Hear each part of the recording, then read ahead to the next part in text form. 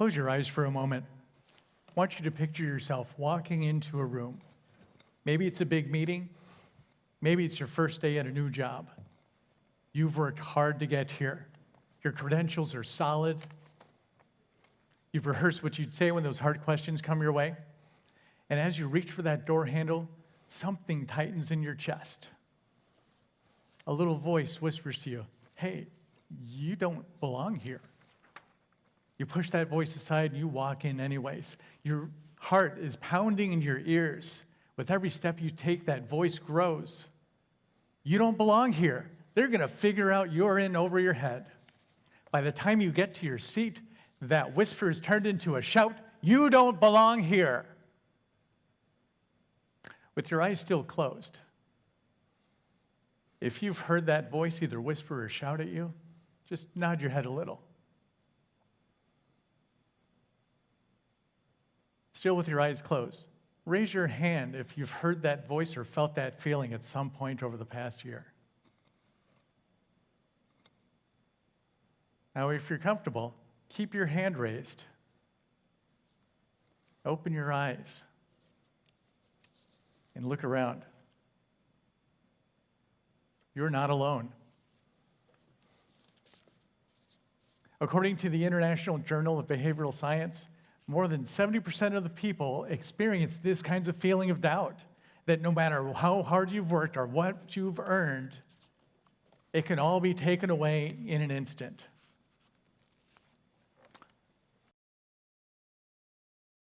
Now, I noticed some of you raised your hands, others of you didn't. Maybe you didn't raise your hand because you've never heard that voice or never felt that way. If that's where you are in your journey, that is a beautiful place to be. However, maybe you didn't raise your hand because even admitting it now, admitting it to yourself is too much of a risk. That's the power of this voice, that even though 70% of us feel it, we keep it quiet, we keep it hidden, convinced that we are the only ones, and that if anybody knew, everything you've built could be taken away. I want you to hold on to that for a moment, because what we're going to explore together is going to challenge the way we look at leadership, the way we look at success, and about what happens if we dare to put people over everything else we've been taught to chase. Now, let me take you back to one of the lowest points in my life. I was leaving college early, a broken music prodigy with a reconstructed arm and no hope of ever playing music again. I had no home. I had no home and I had no backup plan. Once the music stopped and the money ran out, my presence was no longer welcome. They prized what I could produce more than who I was or who I could become. My school chose X over me as a person. I packed up all that I could carry, leaving everything else of value behind. At the train station, I pushed a $100 bill across the counter and asked the clerk to pick my next destination because it no longer mattered where I went. $96 later, I was bound for Minnesota. No plan, no address, just a cask carrying the fragile hope that I might find belonging. On that train, I made fast friends, friends who offered me shelter without question. They saw me as a person. That moment became the blueprint that shaped how I lead today. You see, in algebra, X usually stands for whatever unknown that there is that we're trying to solve. In business and in life, X often represents whatever it is we choose to measure: profit, performance, perception. On that train, those two strangers chose me over X. They chose me as a human being over anything I could potentially produce. That single choice changed everything for me.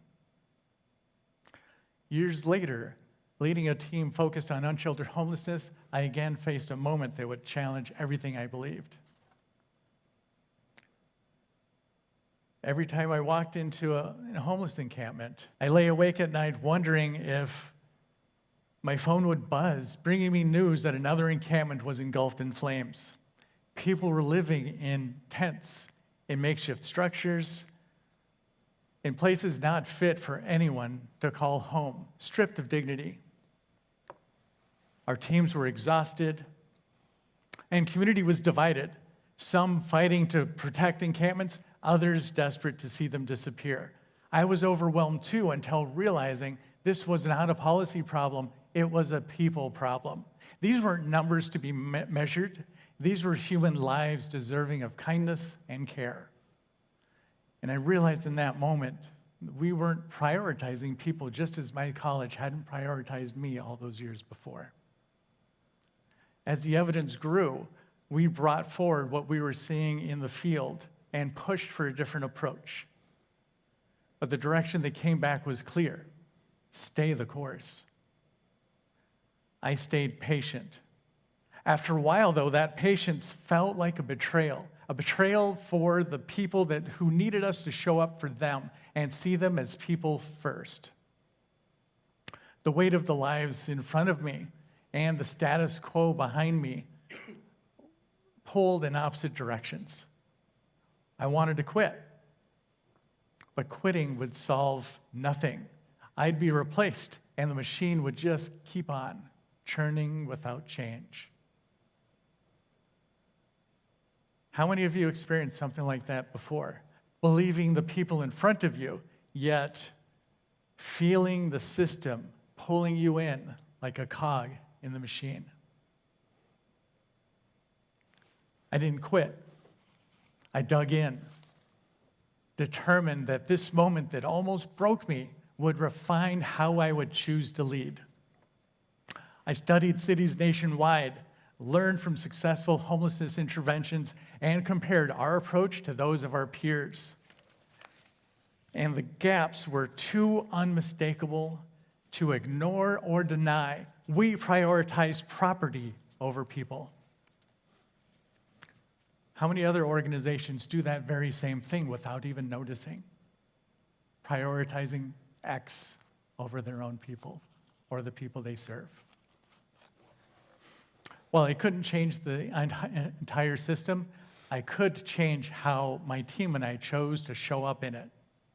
We forged a new strategy: see the person first. During an outreach visit, I connected with a woman who was gathering up all of her belongings and trying to find the motivation to begin her search again. I recognized something familiar in her. It was an expression that I wore when leaving school. It was that look of defeat in an endless search for belonging. I watched as other people offered her shelter, offers that she turned down. As she walked past me, I offered her water. She reached for that bottle with fingers so badly infected she could barely grasp it. Without hesitation, I cleaned and dressed her hands. And I listened. I listened to her story. I listened to the trauma that led to her injuries and showed genuine care. I saw her as a person first. It was only then that she asked for my help getting into shelter. A shelter reservation and a few phone calls later, I loaded up the vehicle with all of her belongings and then watched the taillights fade as she left to go start a new life. She asked for my help because she felt seen, not judged. That became the foundation for trust. And that single moment of compassion brought me back full circle to my own journey with those two on the train who made me feel seen and worthy. The interaction with that young woman taught me more than any report ever could.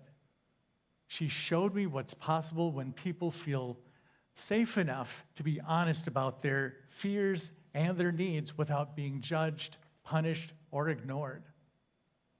That's what people need to be courageous enough to be vulnerable with others.